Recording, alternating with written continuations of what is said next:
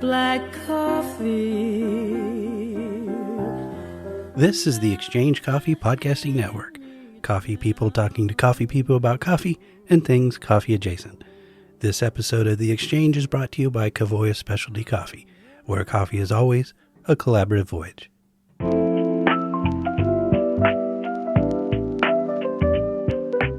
Welcome to The Exchange, hosted by Mark Inman and Todd Mackey. This is episode 48, a review of the year 2025. Challenging for many people and professions, but particularly impactful on coffee as we saw several historically unusual, perfect storms overtake the industry. Please note this episode was recorded on January 7th, and keep that in mind when there are references to the market. And now, here they are, Mark and Todd. 2026. Thank God we are on the other side of 2025. And to celebrate, we are going to revisit all of the juicy, dramatic moments.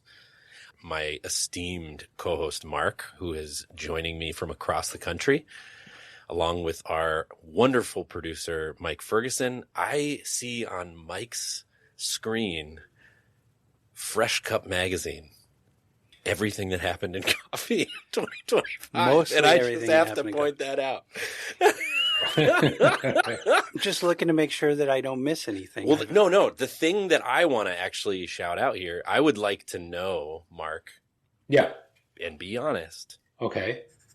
Did you also look at Fresh Cup's most everything that happened in 2025 in specialty coffee in preparation for this? Be honest. I did not. And I'll tell you why. This is to my embarrassment. I was a writer for Fresh Cup for about 5 years. I didn't know that magazine still existed. So I'm like, I thought when you were first talking about this, that you were saying like Mike had an old copy of Fresh Cup lying around. Vintage. Yeah, like what happened in 1994. Well, that would have been helpful, yeah. But like, yeah. I mean, like cool. Most publications, Mark, I'm not sure if you're up on this, but it's digital. It's a website. They're called websites. You enter an address. The URL is the preferred technical nomenclature. We're going to touch on this later on in my as we wrap up today in our New Year's resolution segment. And you actually, it's very topical that you bring this up because that's a great tie-in that we'll be able to use for fodder later on. But no, I am a tactile person when it comes to publications. I've always been extremely impressed with the quality of the print work, paper quality of Barista Magazine and Roast Magazine. I love receiving those in the mail.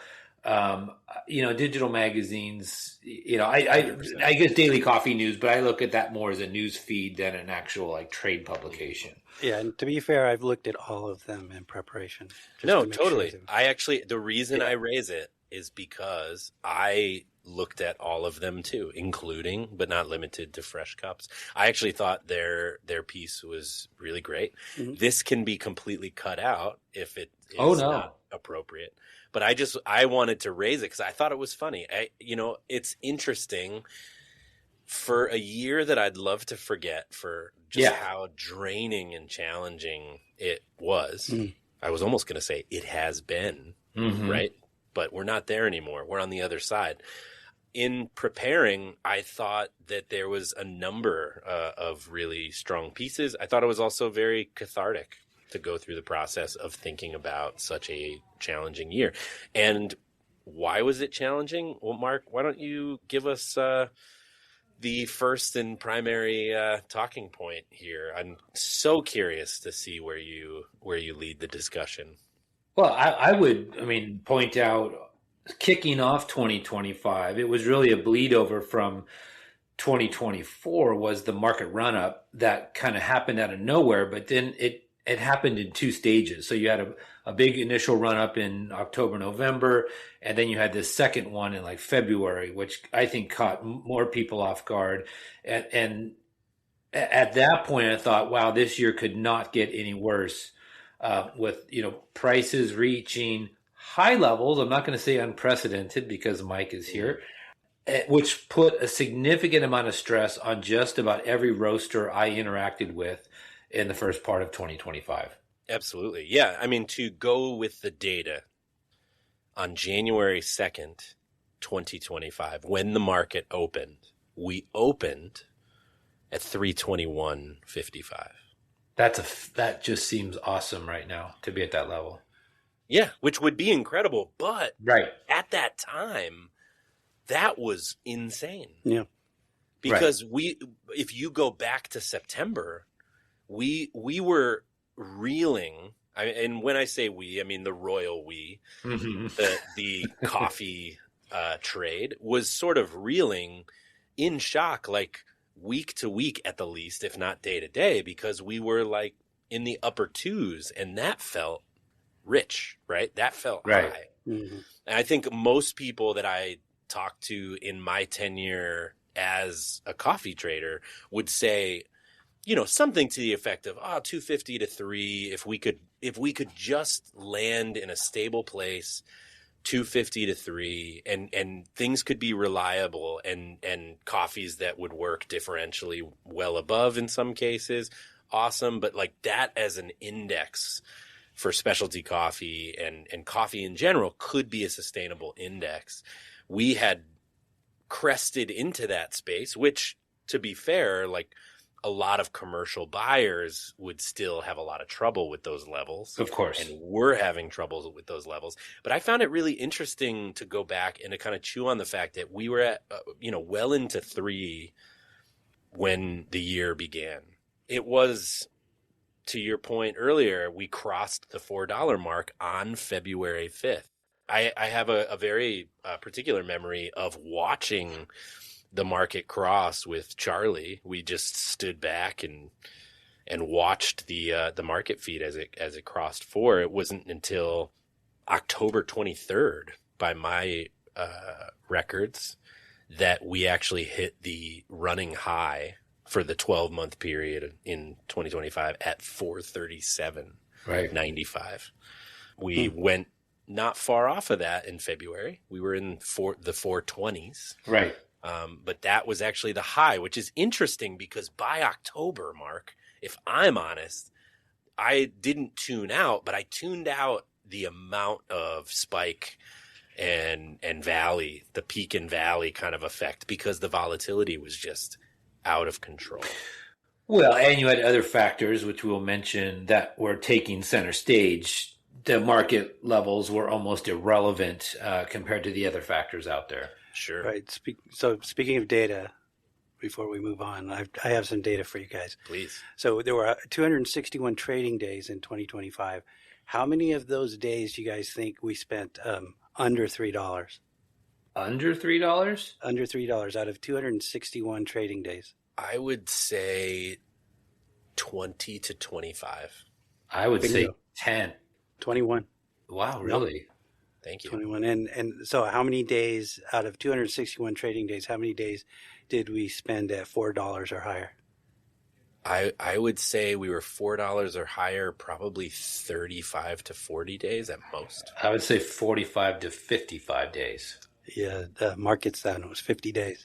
Wow. 50 Okay. days. That's more than I would have thought. And the lowest price of the year was July 8th at $279. Boy, The lowest good. price of the year was $279. Yeah. Incredible. Also, the volatility. Well, it's odd. We had 8 months. The months that we dropped below $3, there were only 4 months: January, and then the summer months, June, July, and August, which I thought was sort of interesting. We had 8 months where we touched $4, which also I think is interesting. So there was spread out pretty good.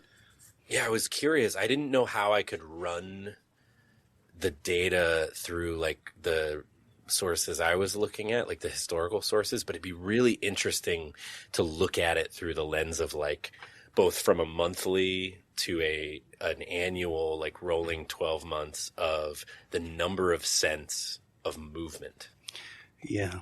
Like, I don't know. Do you know of any way we can see that? No, I had to eyeball it, which is not the most reliable way to do it. But so there were the 5 of the biggest swings this year were from 22 cents to 32 cents. So there was 5. That's a daily range? That's a daily trading day to trading day, because the odd thing is out of those 5 days, 3 of those were over the weekend. So we had we had a 30-cent swing from September 12th to 15th over the weekend. So 3 of the 5 biggest swings, trading day to trading day, because 3 of them happened on the weekend. So. Yeah. Wow. Thank you for that. Yeah, it was, I mean, that was obviously a huge theme. The interesting part is that volatility in those levels, like we had this whole other, in what I would call a primary narrative in 2025, which was the tariff impact in the United States. I know we have a diverse and far-reaching global listenership, but for those in the U.S., they might recall the tariff impact, and of course that impacts things as a large consumer. But yeah, I one of the early experiences I had with tariffs from where I sat, I think it was around the 20th of February. It was not long after we broke $4. Right. And it was a Sunday, and I was playing street hockey on inline skates, as I do with my son and a few of his friends. And I had taken a break to have a protein bar and some Advil and some water. And my phone had been absolutely inundated with text messages of coffee buyers, both, folks that we support for direct trade, folks that we do different types of business with in Colombia. But there was that announcement on a Sunday that Trump made that there were going to be 25% tariffs for Colombia only, if you recall. Do you remember where you were when you heard of or read this? Oh, I was at home, and somebody had texted me, a client of mine, and asked me if it was true. And then Mexico was shortly thereafter. Yeah, well, there was a threat to Mexico, but it never came to fruition. And the interesting part, it did come to fruition because we had I had a customer who we had put coffee on the water from Mexico, and it was too late. It was about to land, and they had a 25% tariff, and they were like, we cannot shoulder this. And at that point, the container had landed. I was at NCA. And I said, look, there's chatter that he's going to back off of Mexico or change his mind. I want to stick this coffee in a bonded warehouse and see what happens, which we did. And not even 48 hours later, I was on the floor at NCA. I had seen that he had backed off the Mexico tariffs, and I ran upstairs and pulled the coffee out of bond immediately, saving the customer a considerable amount of money. That was in March when that happened. That's awesome. I just can't help but picture you wearing one of your high-end tailored superhero costumes while doing that. I wish. That would have been awesome. Oh, man. Yeah, it's crazy. I believe you. I feel like it's really hard to track back, like all the moving parts. Like tariffs, obviously the bulk of tariffs were placed effective April 5th. Right. And we had a baseline tariff for most countries, 10% on top of these already historically high prices. Yeah, it was a triple whammy where you had very high coffee market, which put strain on our cash flow. You had the margin calls that go with that when you have open contracts. You had almost a 30-cent negative market switch. And then you had the tariffs. It gave absolutely no incentive to any importer to carry spot coffee. And the fact that any of us carried spot coffee is hilarious. I think the only reason we did is because everything had been booked far in advance. Yeah, right. True. I mean, if you look at the sort of collective spot position right now, it's never been smaller. Yeah. So I actually think that most of those impacts we're seeing now. You're seeing the change in the proposition of doing business as a roaster. Like I can't imagine anyone who wasn't already in the pool is like, changing into a bathing suit, so to speak, right now. Right. Do you know what I mean? Right. Like it's not an appealing business. Lots of these big capital groups that were getting into specialty, at least. I'm less tuned into, the large capital commercial side, though, I dabble.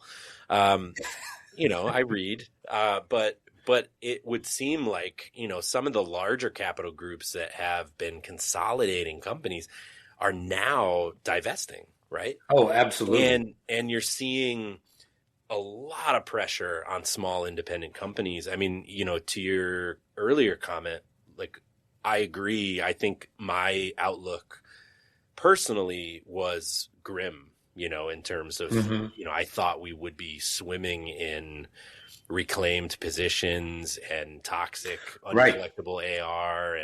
And thankfully it's not nearly that bad, but I think I'm very conservative in terms of, I think I feel a lot of feelings for people in those positions because I know the weight of everything. It is a hard business to be in right now, compared to 5 to 10 years ago. I mean, it is a really hard space, unless, of course, you have a bank of 1 kg roasters in a garage. Well, I was just going to say, Todd, it's funny. It's like you're reading my mind today. I believe that in every, storm, there is a safe port. And during 2025, what I saw was that the most affected, the most troubled segments of the coffee industry during this time were kind of the grocery store, mid-tier to commercial premium companies that live on just razor thin margins. Those companies were in significant trouble, and it wouldn't have been surprising to see big institutional names that we are all accustomed to just go flat on their face. And like you said, these back investment groups are saying this isn't the panacea we thought it was. This is not as attractive as it could have been. And the segment that I believe had some safe harbor was the one dealing like the smaller roaster. 1 kg's, funny, but the smaller roaster that was selling very high quality specialty coffee that the customer is there because the coffee tastes great. Those people all of a sudden had an advantage. And then and I'll touch on this later on when I get to my made up segment I'm going to have. I was watching a lot of James Hoffman videos over the Christmas break here. And there was one video that caught my attention, and it was the flipping of the script where the home prosumer barista, coffee person, is actually holding all the keys to power right now. And this idea that, somebody had floated on Instagram one time, it was some home barista, we can do better quality espresso than a shop. Well, it's like, no kidding. And you have all the time in the world at home and you don't have a line of people. It's just like, it's a foolish argument. But James broke that statement down to why it makes sense from a perspective of consumerism and how like the high quality shops back in the day that used to like have a slayer on the counter to say, hey, we're serious about coffee, or they had a brew bar on the counter to say we're serious. All of a sudden now they have prosumer single, small grinders that will only do a little bit at a time, and some of these prosumer pieces of equipment in their shops to show that they're dead serious. I thought that this kind of upper tier actually had an advantage in the marketplace. And I had talked about this on the last episode, that I think that right now they're the ones that are actually holding the ability to survive as long as customers appreciate really high quality coffee. And I think I'm just surprised that you didn't see the mid tier and commercial tier get dinged way harder. Yeah, I mean, to be fair, we did. I mean, there were a few, large players in that space that, whether they had a hole in the bucket going into this or not, they definitely have not come out. Yeah. But I think you're right in that regard. I was trying to just do a callback to the hobby turned business episode. Well, that is beloved. My kids' business did better than ever third and fourth quarter of 2025. So you did touch on something that's real. They did do quite well. Yeah. And then within the tariffs, I mean, we had the baseline tariffs, but we didn't mention the punitive tariffs where Brazil got brought into the mix in 2025 with a 50% August 7th, and just about upended everybody's way of thinking about coffee in the U.S., which many of us believe this was a permanent decision that wasn't going to change anytime soon. Yeah, no, I mean, I think that's the really interesting thing as I, just looking back at the index price getting to its highest point in 2025 in October, where this was like months into a combined tariff on Brazil of 50%, which, yeah, I mean, it basically made any Brazil coffee the most expensive coffee, save for decaf, for anyone as a baseline. So, you effectively then had to ask the question, even a company such as like a Starbucks or a Dunkin', right, that this is a key part of what they do. And they're pre-contracted, so they can't get out of it for whatever reason. Yeah, not at all. So then the question becomes, okay, you have either the option of sending these into bond, right? Yeah. And taking a risk of like, hey, will this eventually, I mean, obviously it's stable, but it's not static. Will this eventually age out? Like, and just the maintenance fees on that and, having to replace the coffee, it was a wild time. I mean, well, using that number, the 437.95, if you had to take a commercial grade Brazil and like a level money Brazil, which is nothing the specialty world is buying, that commercial roaster would have paid $6.52 with tariff included, landed for even money coffee, compared to roasters that were paying high mid sixes for very, very nice specialty coffee, even with tariff included. What a year. Okay, so past tariffs, Todd. What else do you have? You and Mike cheated by going to Fresh Cut Magazine. Apparently, we're plugging them for free this whole episode. But what else? Important to note, they are not a sponsor, nor are we of them. I don't. Not yet. But this episode may change that. Hey, it's real. You can tell that here at the Exchange, we are real. The Kovoya Podcasting Network. Right. I mean, for me, the things beyond price, beyond tariffs, and we've touched on a couple of them, but the three big things that I thought were, I'll say themes, but themes kind of implies something that I'm not getting at. I think they were just they were recurring in specialty coffee in big ways. One was financing pressure. Mm-hmm. Right. We talked about like even big multinational companies coming to a hold on buying and thus selling coffee in the trade. The supply chain in various countries across businesses locked up effectively, leaving the smallholder producer the one who is essentially on the hook to finance the whole thing, right? By delivering their coffee without getting paid. Right. Like that's what happened, which I think like anyone listening should take a big breath and just sit with that for a minute. I think that is just crazy. Yeah.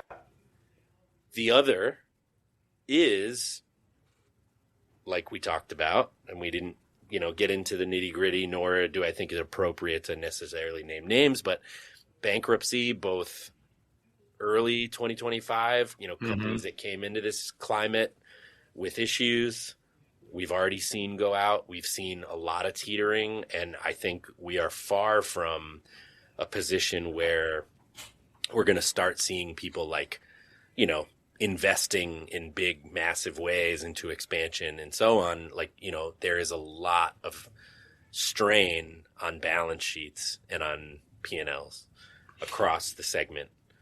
Right. And lastly, the one I think that is really kind of an interestingly timed and adds to the difficulty for roasters and maybe even more in particular roaster retailers is like the increase in unionization in like the Right. retail workforce within specialty coffee. So Right. those were the big points, and I don't know how you want to continue to explore them, but I'm happy to hear. Sorry, I'm just saying, yeah, we don't need to name names, but these are all part of this. These are all pieces of the same conversation. We've got people, whether it's the unionization efforts or bankruptcy or consolidation, are all people who are moving toward protection. Right. Exactly. That's all, Mark. Yeah. Okay.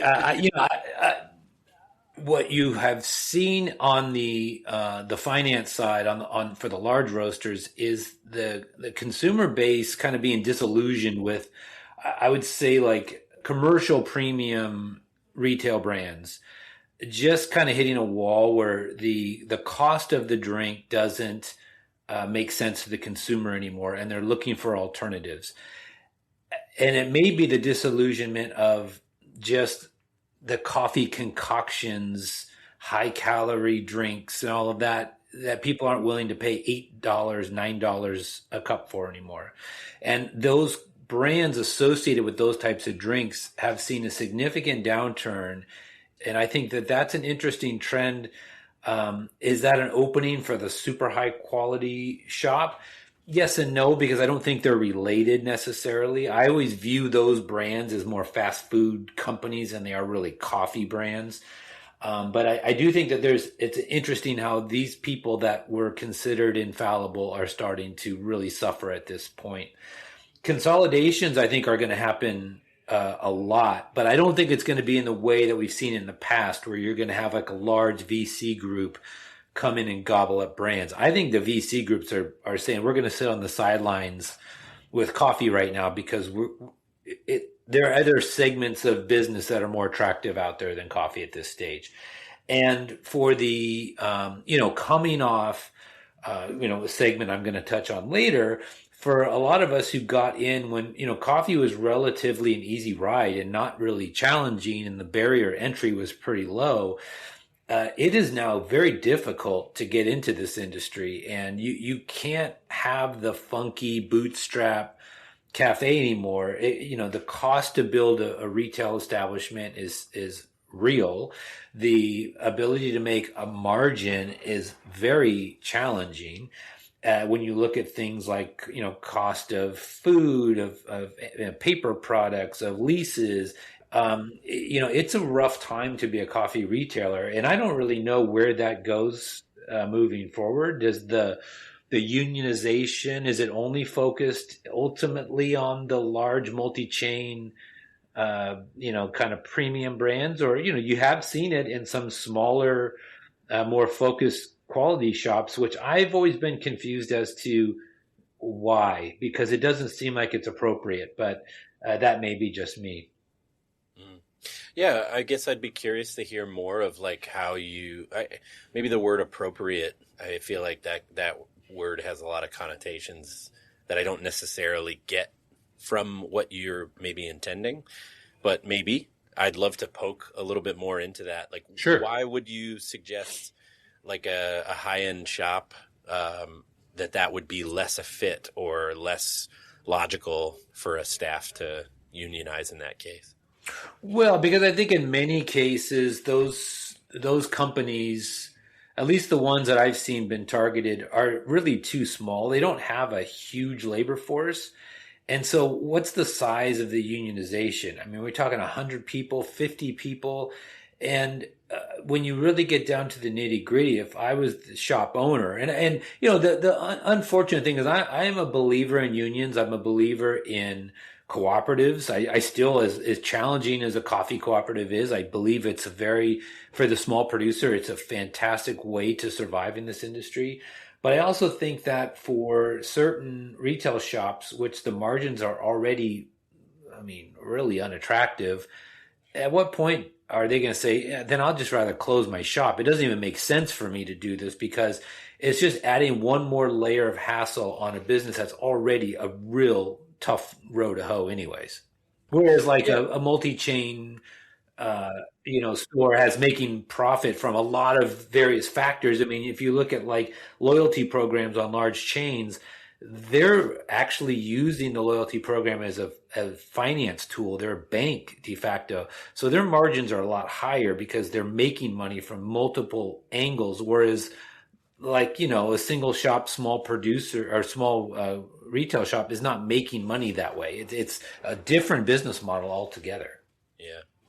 Yeah, no, I mean, I think without a doubt, it at least suggests that it's hard to say anything, across the board, right? Because every situation is so different. But any case where like a staff feels the need to unionize, I mean, it would seem that one, obviously, as you see examples and hopefully successful examples, where it does deliver an increased level of advocacy for, the staff in this case and results that actually are meaningful. You get people who see that and think, okay, yeah, this is a way forward out of a situation that feels less empowered, but obviously this wouldn't be happening if our industry had a better or sort of more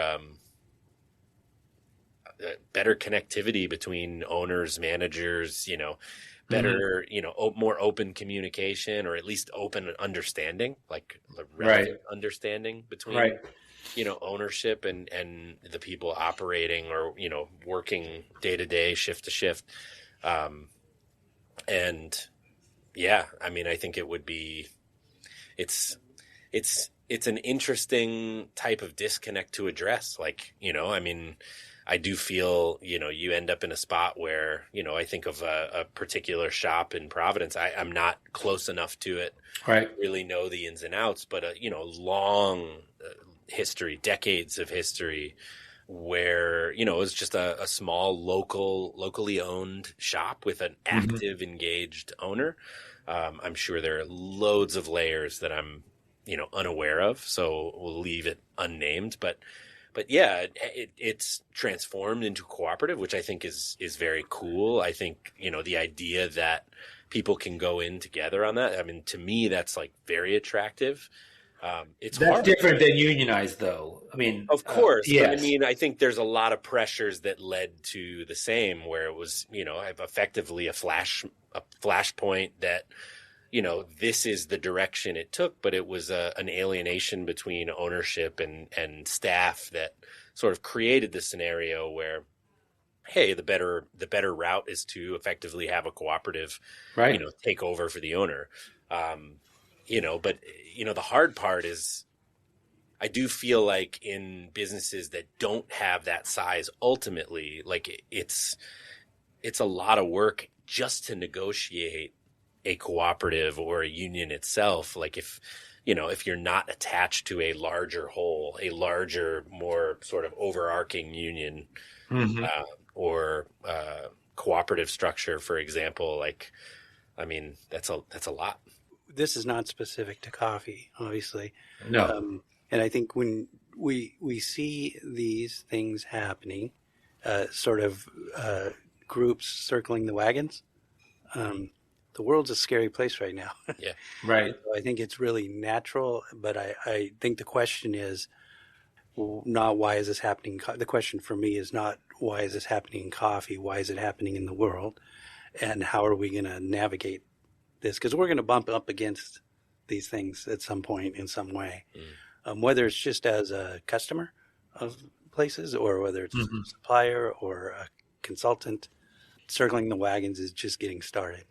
Yeah, I guess, Todd, I mean, it's a very complicated subject because in the sense of chains, I 100% get it. And again, I look at large multinational coffee chains as fast food establishments. So those are food service workers at the end of the day.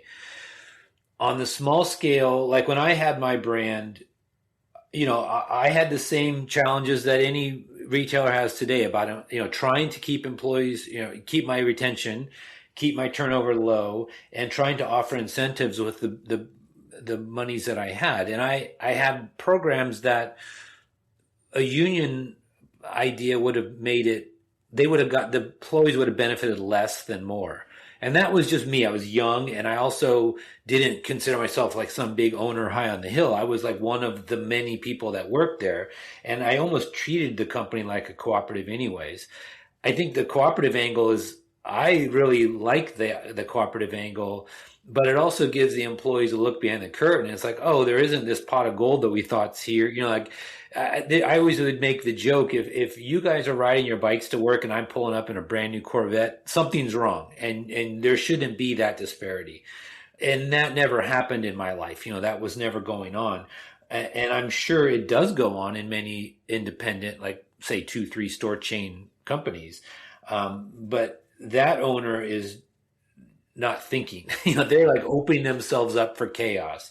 And in the big picture, just on, again, the small scale, I don't know if unions are going to work in the long run, or are they just going to completely cripple the business to where it goes, you know, collapses. Yeah, I do think your observation, Mike, is you know, certainly accurate. It's definitely a wider climate. And I do think, like, you know, there's just so much alienation from, you know, being able to make decisions for most people, for most honest working people, being able to control loads of factors in the basic day-to-day, you know, and that's where it comes out of. But a corollary to that is another topic you guys might want to talk about. But I feel like there's been, well, it's not unusual necessarily, but a good amount of progress in the whole area of women in coffee in 2025. Absolutely. And Mark's sort of been there. We've, as a company, have made a huge commitment to being a part of that conversation. But in my mind, it's somewhat related.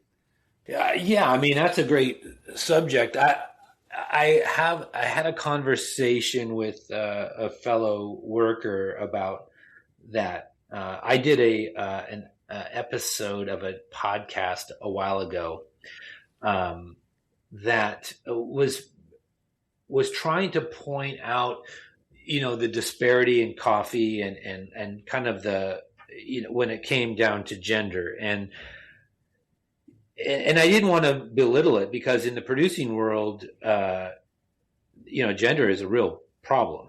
You know, women don't hold the keys to power in most coffee producing countries. But when you look at coffee compared to many industries, we have, the path has been there, and there's been support for that for quite a long time. I mean, Erna Knudsen, I always hold up, is the kind of success story of just being bullied outright when she was coming up in the industry. And then one of the famous stories she says is, you know, she got bullied until she bought the company that, you know, that the guys bullied her, and then she fired everybody.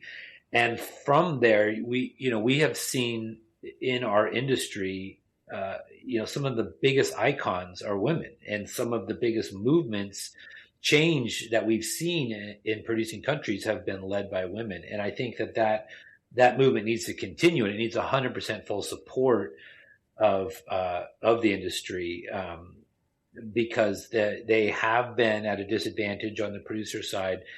And on the U.S. side, I mean, coffee was never, outside of commercial, industrial, like big names, the specialty movement was kind of open to anybody who wanted to just go for it, and it didn't matter who you were. And I to this day, you know, I think anybody has the opportunity and will get support. That somebody's out there that will help you. The old days, you know, in the old commercial brands, it wasn't the case. It was almost like Mad Men era when you hear these stories, and thank God those days are gone. But you know, it's very good to work for a company that supports that here, and some of the best coffees I've ever had have been created by women's groups, and that's why I've always been a strong supporter. Their skin is in the game because they have to survive, not that they want to survive. Versus men, you know, some of them were, you know, they were willed a property, or their generations of their family farmed a property, and they didn't, you know, it was like an old system. But some of the women early on, like in Nicaragua, for example, Jinotega particularly, most of the women that were farming there farmed there because the men were killed during the revolution, and during land reform, they were given land and they didn't know what to do with it. And it was, Fatima Espinosa from Sopexca and Marilyn Presa from Proto-Co-op that rallied women together, taught them how to produce, and made them successful cooperatives. So, and those are great stories, and that's now happening all over the world. For me, it's like the equity and fairness question of access is one thing, but when stats and research has shown for years and years and years that the biggest step forward we could make in bettering the world for all of us in it would be to expand education for girls. Mm-hmm. And to empower women to be stakeholders and high equity in business, right? Like that is, to see those commitments, not only here, like in Kovoya, not only in like the products that are, created around this, but to see so many well beyond us, like prioritizing that. I mean, it's very hopeful. Yeah, and I think today one of the biggest challenges for women in producing countries is access to credit and capital. Credit is wildly unfair in the developing world, and it's no big secret here, Todd. I'm a board member of U.S. Women in Coffee. I was a former board member of International Women's Coffee Alliance.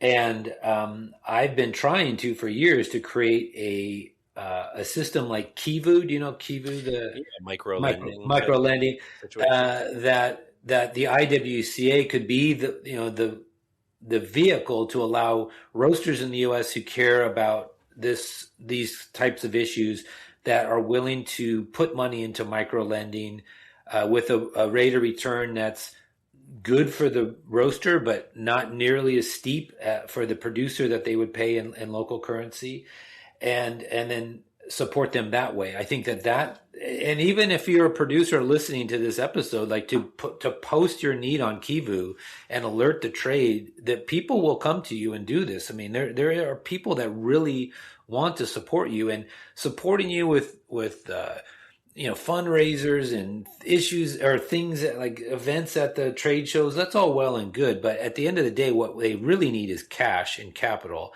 and credit, and we have the ability to do that on a small scale. Each one of us could put in $50 or $100, and you get a 10% rate of return, and you're transforming the lives of people in producing countries that need it desperately. You mentioned Erna Knudsen. I can't let that one pass. I figure I was trying to cue you, Mike. Just to say that Erna was bullied is absolutely, to put it as mild as you possibly can. I mean, the words that were used, the words that were spoken by the male cuppers who refused to sit in a cupping room with her were, I mean, the worst words that you can think of in that context. And in 1975, she did say she was going to buy the company. In 1985, she did buy the company. Yeah. And when she tells that story, like you said, she likes to say, and then I fired all the men. And then she would laugh and she would say, "Oh, no, I didn't." And then she would go, "Did I?" That's awesome. Yeah.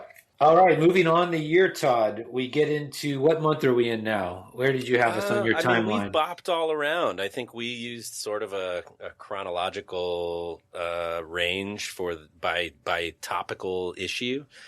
So take us wherever you'd like. But I think the latest we stretched was into October with the high price on the 23rd. Okay, so then the only other two items I have on this list are in December. One early December is, obviously they're dropping the tariffs. I don't want to, beat a dead horse. The tariffs were let go in November, and now there's a race, like in the case of Brazil, shipping a year's worth of coffee in 2 months is what's happening right now. But in December, our own producer, Mike Ferguson, was nominated for a Sprudgie Award, which is the Sprudge Awards for under the podcast network, the Kovoya Podcast Network. There are two thoughts that came to my mind. One was, you, me, and Mike, we're the collective Billy Mack from Love Actually. Just, the Ember Chamberlains and the roaster cats, they're going to go back to their fan base and their young lives, and they're going to have a great time no matter what happens. But how about a couple broken old down guys? Would give us a Christmas miracle. Wouldn't that be amazing, America? And so I was putting out that call. Just think about the old guys out here that are slugging it out, making podcasts for your entertainment. Give them something. That's not sad, but it's like recognize just people that are doing it for the love of doing it. We're not.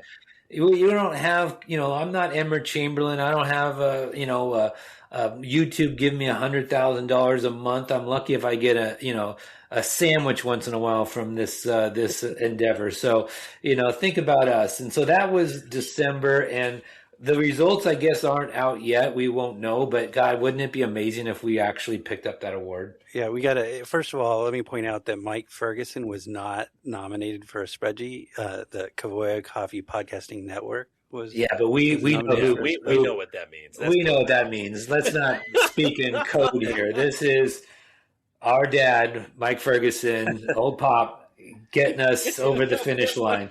We know. And if you've been listening carefully, sometimes you hear a humming in the background. That's because Mark is recording in a room that's right next door to the bathroom. To the bathroom. And so when somebody goes in the bathroom, they turn on the fan. Right. And that's what you're hearing. So my concern here is that no podcast where you can hear a bathroom fan in the background is ever going to win a spreadsheet. Well, this shows you the level of budget we work with. And to put it in the parlance of the exchange, Mark is recording in a bathroom adjacent room. Bathroom adjacent, which was formerly the supply closet, and people bathroom adjacent. Right. And on episodes earlier this year, I was literally on a bucket sitting with toilet paper in the background while we talked because that was the storage room. That's thank you for cleaning up the room there so that we can finally do a little bit of video. Yeah, that's you're welcome. Nice step. That's a nice step. While we were in our plush studio. Yeah, well, you guys are in your fancy studio out east. Very nice. So that's December, and then back to we think, we're out of the woods. Everything. Tariffs are gone. The market's coming down. Then here we go, flooding in Indonesia, which basically is devastated most of the roadways to get coffee from the mountains to port. And at this point, coffee to ship out of Sumatra is TBA. There is no real plan. There's no ability to get coffee out of that country.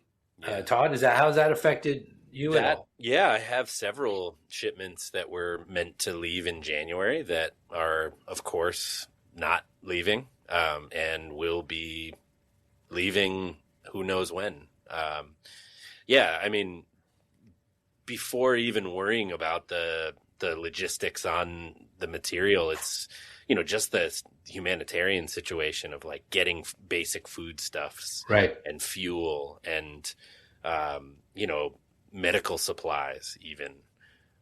It's been a massive scenario and one that you could see even impact, the global supply numbers and projections and, very significant. So a huge and overwhelming type of situation for sure. Yeah, and Mike, Todd, anything else to wrap up the year? Highlights as you guys are flipping through pages of Fresh Cup right now. What are you finding in there? Well, again, it's a website, so there. It's a website. That's right. Other than web You're pages. scrolling through pages, and we're not. That was it was fun. This will all be edited out anyway.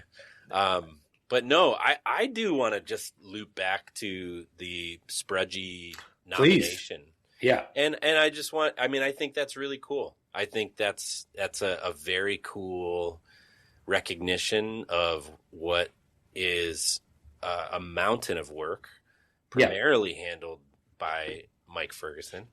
Yes. Who hates probably that I'm saying that and shining a light squarely and firmly on him. But I think it's really cool. This is a thing that if you asked me 10 years ago would a company like Kovoya, a green coffee company like this one or similar, would this ever be a priority? Even the sort of meager beginnings and ongoings from which we get to work with, Yep. would we be able to see the amount of time and energy, the number of episodes, the range of now various platforms and shows within the network, the Kovoya Coffee Podcasting Network, right? Like, I would never have imagined we'd get here. And the Sprudge Awards, the Sprudgies are super cool. Yep. So that's awesome. I don't mean to put them in a position of like, hey, that's the only thing we've ever jockeyed for. Of course not, but it just causes a point of reflection, where I think when we started, I mean, there was a couple of podcasts. Of course, I always go back to Portafilter. Yeah. Portafilter podcast. Portafilter.net. Yeah. Of a very early, almost pre-popularization of the format. Yep. Of the platform total. But yeah, I think it's just a really cool thing to slow down and think about. I also feel, for me personally, in the context of 2025, I think for me it was an absolute lifeline. And so I just want to say, in the context of the show, thank you to both of you for staying with it and pushing on and expanding it and always having the kind of excitement that has made it what it is. Like, it's awesome to show up here and do this. And to all of you listening, we're so grateful for the opportunity.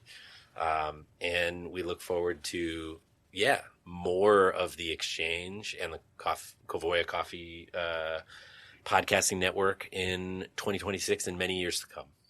Yeah, I echo that. I mean, this is by far the highlight of my job in my career, is doing this podcast with the two of you. I couldn't imagine doing it with two other people. It would not be nearly as fun. I do promise you, dear listener, that if we do not win this award... This is Mike from the future, and we did not, in fact, win a Sprudgie, but our hearty congratulations to all those who did. We are not going to go to FIFA and ask for them to create us an award. We are just going to accept our losses and work harder next year. We may be dragged out back and shot. Yeah, that's true. That may happen. We may be put out to pasture. Yeah. Whatever happened to those guys, by the way? No. Right. Remember those guys? Yeah, they'll talk about us like they did about Portafilter.net. And then moving forward to 2026, this is my new segment, Looking Forward. We had a brutal year. It's just 2025 was brutal. And I can't imagine there's a listener out here that's saying there was a lot of high notes in 2025. It was just a year of getting the crap kicked out of you. So for 2026, Todd and Mike, both of you, what are some of your New Year's resolutions? I'm going to give you my top 3, and then I'll open it up to you as we wrap it up here. So my first New Year's resolution, Todd and Mike, I've been in this industry for 35 years, and I have some very strong opinions on coffee and the industry and where things should be. And what I've found myself in some cases, because I've been obsessively watching other people videos, right? Well, James Hoffman, Cat. I've been really enjoying the Roaster Cat postings and Cat and Cloud, and is that are some of my theories still relevant? And as just to give you a little bit of background, I've always been a guy who firmly believes in analog, everything analog.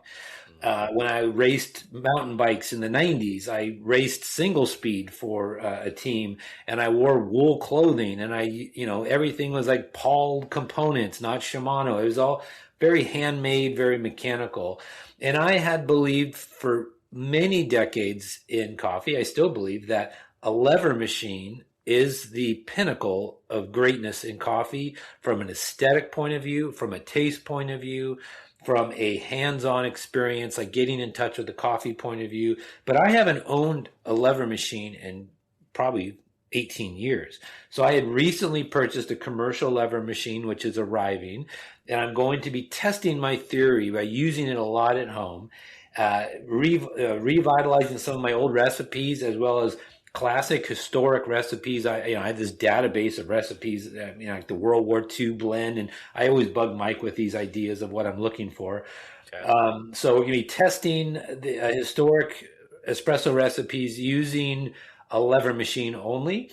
The second resolution is I am determined, and I am not going to let this go. I'm sending this out to the higher ups at Kavoya to report live for multiple weeks in live stream from a container ship, departing Buenaventura and landing in Oakland, and giving our listeners the glimpse of a person following their container from port to port. And what that's like, we'll put probes in the coffee container so you can see the temperature fluctuations. How arduous are these journeys? Is it a fun time? Am I just vomiting the whole time? This is going to happen in 2026. Even if I do it on my own dime, it's happening.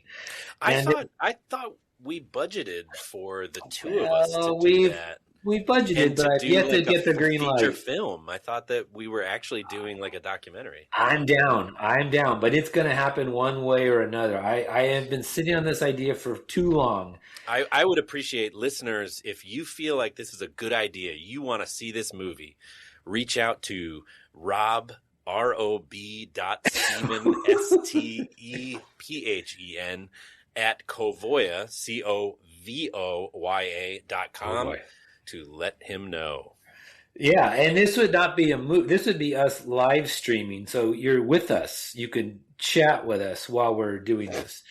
And then finally, I had set up an IG account specifically for my opinions in coffee and all that. That's not personal Mark Inman related, but exchange. So you can follow me this year. I'm going to be posting daily thoughts, my theories, and then the testings of my theories at _exchange_Mark Inman.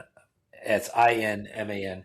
And I am going to put a lot more effort in 2026 into that particular page. Todd, how about you?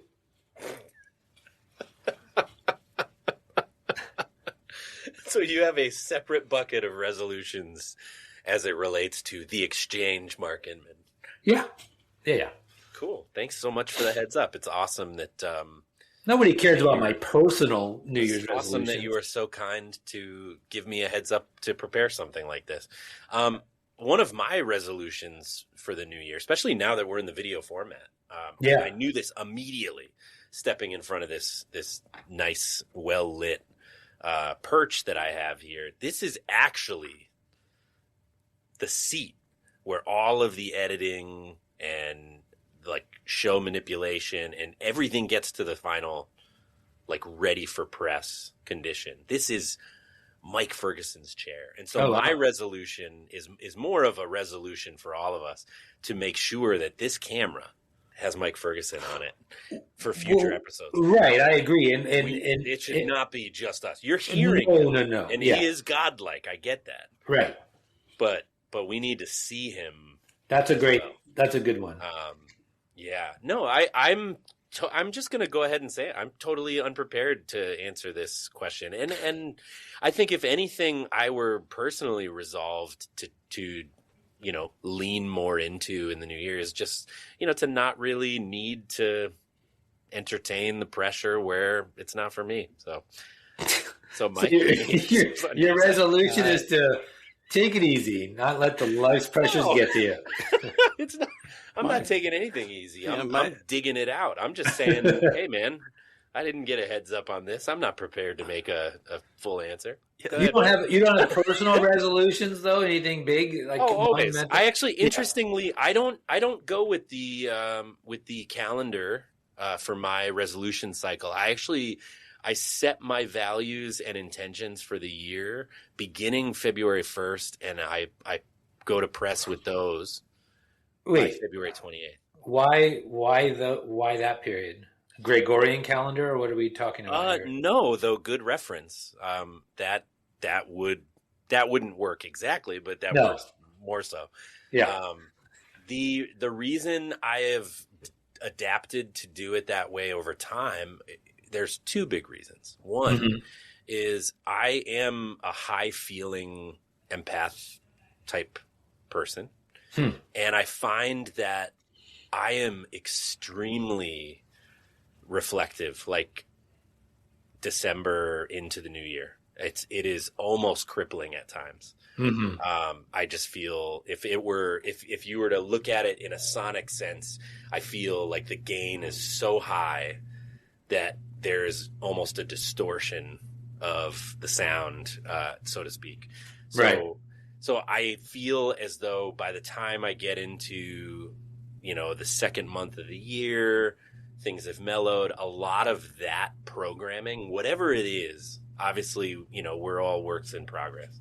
Sure. But whatever is core to that part of what has been a consistent experience for me is eased enough where I can take that for good information, right?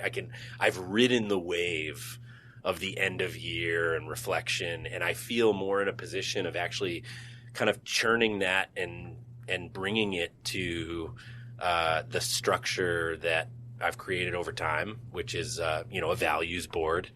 If you're really interested, I'm happy to share that, not only with you and Mike Ferguson, but with our whole listenership, if of course the producer feels that that's worthwhile. And if you want Todd to do that, email rob.stevens. All right. My number one resolution is that we never again have to listen to that bathroom fan, which is humming in the background right now. Oh, yeah. Is that what that is? Yeah, just be quiet. Lovely, isn't it? Welcome to my world, guys. Boo. Hopefully when we edit this, the listeners will be going, I can't quite hear it because I'll be able to pull some of it out. Resolutions, not a lot. I don't really do personal resolutions so much, but for the Kawoya Coffee Podcasting Network, we're getting ready to open up.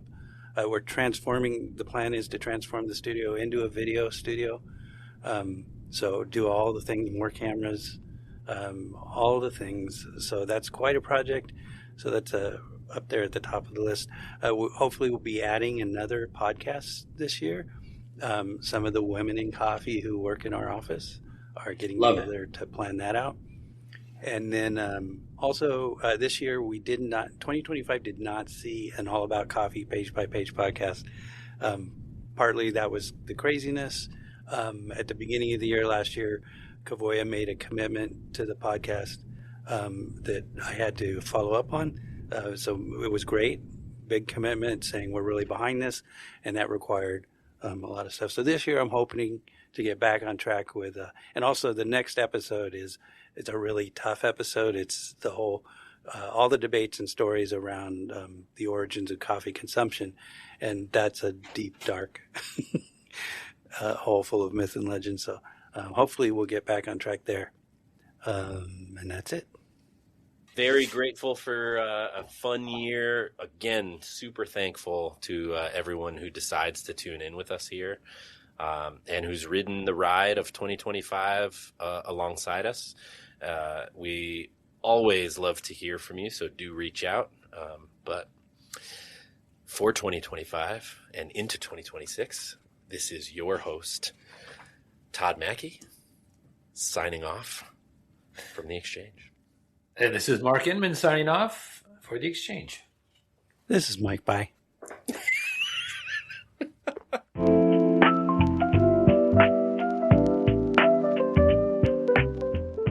You've been listening to the Exchange Coffee Podcast, hosted by Mark Inman and Todd Mackey and produced by me, Mike Ferguson. The Exchange theme music is Exchange by Lo-Fi Zoo. Here comes your postscript, but stick around for some housekeeping on the other side. Good to know. So let's put a bodyguard out in front of that bathroom, not let anybody use the bathroom while we're recording. I'll let them know. It's reasonable. If you've enjoyed this or any podcast on the Kawoya Coffee Podcasting Network, please do all the things. Rate, review, follow, or subscribe, and tell 3 friends. Right now. I'll wait. You'll find a link to our listener survey in the show notes. Please take the survey. Please, I'm begging you. And remember 2 things. You can email me at mike.ferguson Ferguson@kavoya.com, and Black Coffee is performed by the one and only Ella Fitzgerald.